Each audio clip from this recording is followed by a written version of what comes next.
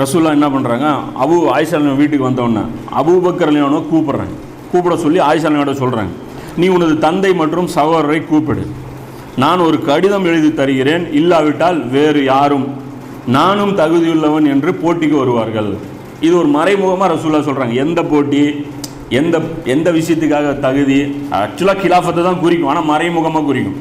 நேரடியாக வார்த்தைகளை வச்சு நாம் இதை நிறுவ முடியாது. இது ஒரு முக்கியமான ரசூல்லா சொல்கிறாங்க. ஆனால் அபூபக்கர் ரலியல்லாஹு அன்ஹு வந்தாங்களான்னு வரல, ஏதோ வெளியே இருந்திருக்கலாம். அந்த நேரத்தில் அப்துல் ரஹ்மான் அவங்களும் அபூபக்கர் ரலியல்லாஹு அன்ஹு ஆயிஷா கிடைக்காம இருந்திருக்கலாம். மொத்தத்தில் இந்த கடிதம் இந்த வந்தவுடனே கேட்குறாங்க நபி ஸல்லல்லாஹு அலைஹி வஸல்லம், அது எழுதப்படலை அந்த கடிதம். 7217 ஹதீஸாக இந்த புகாரியில் இந்த ஹதீஸ் இருக்குது. அதுக்கப்புறம் ரசூல்லா வியாழக்கிழமை, இதுதான் ரசூல்லா கடைசியாக பள்ளிவாசலில் ரெகுலராக போனது. அதாவது இந்த தொடர்ச்சியாக ரசூல்லா தானே இமாமத்து. இந்த கடைசி நாள் நபி ஸல்லல்லாஹு அலைஹி வஸல்லம் போனது வியாழக்கிழமை தான் போகிறாங்க. கடைசியாக நபி ஸல்லல்லாஹு அலைஹி வஸல்லம் போகிறாங்க.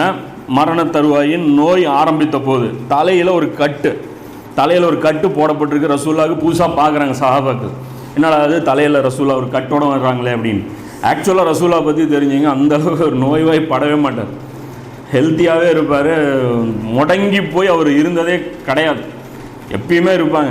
அதிகபட்சம் ஒரு நாள் தலைவலி ஒரு ரெஸ்ட் எடுப்பார், வந்துடுவார். தவிர இப்படி நொந்து அப்படி ஒரு மாதிரியெல்லாம் இருக்கவே மாட்டாங்க. இப்போ தலையில் கட்டோடு வர்றாங்க.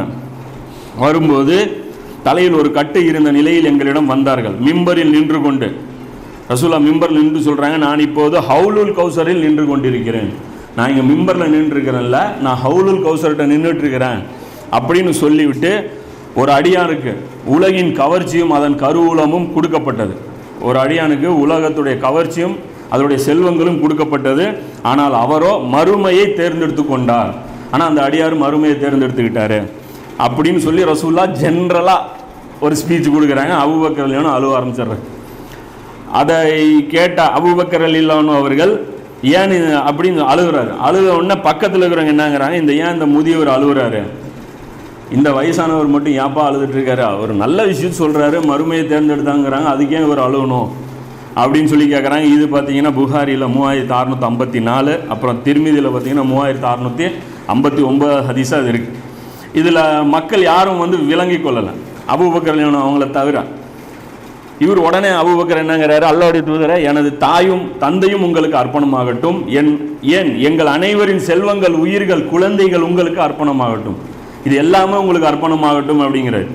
இவங்களுக்கு புரியல, என்னடா சம்பந்தம் இல்லாமல் யாரோ மறுமையை தேர்ந்தெடுத்ததுக்கு இவரையும் எல்லாரையும் அர்ப்பணம்னு சொல்கிறாரு அப்படின்னு சொல்லிட்டு இது வந்துடுறாங்க. கீழே நபி ஸல்லல்லாஹு அலைஹி வஸல்லம் இறங்கிடுறாங்க. இறங்கினதுக்கப்புறம் ரசூல்லா சொல்கிறாங்க, சொல்லிவிட்டு அந்த சஹாபாக்கள் சொல்கிறாங்க, இதுதான் நாங்கள் ரசூல்லாவை கடைசியாக பார்த்தது, இதன் பிறகு நாங்கள் மஸ்ஜிதில் காணவில்லை அப்படிங்கிறாங்க. அப்போ ரசூல்லா அதுக்கப்புறம் முக்கியமான ஒரு அட்வைஸ் பண்ணுறாங்க சஹாபாக்களுக்கு, மக்களே, என் மீது உடலாலும் பொருளாலும் ஒருவருடைய உபகாரம் பெரிதாக இருப்பது அபூபக்கருடையதே ஆகும்.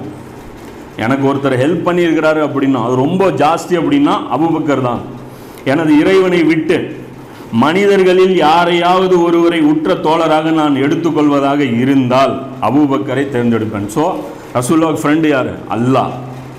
அப்போ மனிதர்களில் எனக்கு உற்ற தோழராக யாராவது எடுக்கணும் அப்படின்னா அபூபக்கரை எடுத்துருப்பேன் அப்படிங்கிறாங்க. இப்போ இவருடைய அந்தஸ்து பார்த்துங்க, அல்லாஹ் இல்லைன்னா மனிதர்களில் இவர் அப்படிங்கும்போது சாதாரண அந்தஸ்து இவங்க கிடையாது. அலி ரலியல்லாஹு அன்ஹுக்கு என்ன சொல்கிறது, கொஞ்சம் கூட கிட்ட கூட வரமாட்டார். யார்? அலி ரலியல்லாஹு அன்ஹு அபூபக்கருடைய அந்தஸ்துக்கு கிட்ட கூட வரமாட்டார். இதுதான் உண்மை.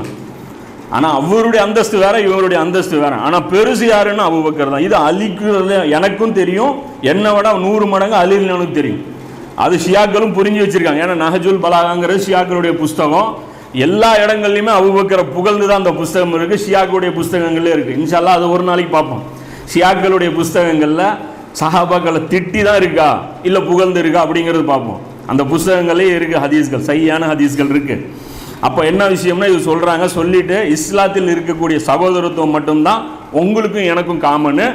ஆனால் அபூபக்கர் எனக்கு ரொம்ப க்ளோஸ் ஃப்ரெண்டு, ஆனால் அல்லாஹ்வை ஏற்றுக்கிட்டதுனால இவரை நான் க்ளோஸ் ஃப்ரெண்டுன்னு டிக்ளேர் பண்ணல அப்படின்னு சொல்லிட்டு ரசூலுல்லாஹ் சொல்கிறாங்க, பள்ளிவாசலில் அனைத்து வாசல்களும் அடைத்து விடுங்கள் அபூபக்கரின் வாசலை தவிர. அந்த பள்ளிவாசலில் பொறுத்த வரைக்கும், மஸ்ஜிது நபவியில் பொறுத்த வரைக்கும் பல வாசல் இருக்கும். ஒவ்வொரு ஆளுக்காக நபி ஸல்லல்லாஹு அந்த வாசலில் ரெகுலராக வர வழக்கம் ஒவ்வொருத்தர் சஹாபிக்கும் இருந்தது. அதில் அபூபக்கருடைய ஒரு வாசல் இருந்தது, அலி ரலியல்லாஹுவுக்கு ஒரு வாசல் இருந்தது, அது மாதிரி இருந்தது. அப்போ அபூபக்கருடைய வாசலை தவிர மற்றது எல்லாத்தையும் அடைச்சி விட்டுருங்க அப்படின்னு சொல்கிறாங்க. இது 5 நாளைக்கு முன்னாடி நடக்கக்கூடிய நிகழ்வு. இது வியாழக்கிழமை சரியாக கடைசியாக நடக்குது. ஆக்சுவலாக இது பல கருத்து 2-3 விதமாக சொல்கிறாங்க. ஒன்று, வியாழக்கிழமை லொஹர் தொழுகை நபி ஸல்லல்லாஹு அலைஹி வஸல்லம் லாஸ்ட்டாக வந்தாங்க அப்படின்னு ஒரு ஹதீஸ் இருக்குது. இன்னும் ஒரு சிலர் ஹதீஸில் பார்த்தீங்கன்னா மக்ரிப் தொழுகை லாஸ்ட்டாக வந்தாங்க அப்படின்ட்டு. அதுக்கப்புறம் வெள்ளி, சனி, ஞாயிறு ரசூல்லா வரவே இல்லை, பள்ளிவாசலுக்கும் வரல, வீட்டிலேயே தான் தொழுது இருக்கிறாங்க. அது சில சமயம் தொழுது மயக்கத்திலே இருந்திருக்காங்க, ஒரு அன்கான்சியஸ் மூட்லேயே இருந்திருக்கிறாங்க. கடைசியாக திங்கக்கிழமை தான் நபி ஸல்லல்லாஹு அலைஹி வஸல்லம் முகம் மறுபடியும் பார்க்கப்படுது. அந்த நாள் மவுத், நபி ஸல்லல்லாஹு அலைஹி வஸல்லம் திங்கக்கிழமை மரணம் அடைகிறாங்க. இது கடைசி நாள்.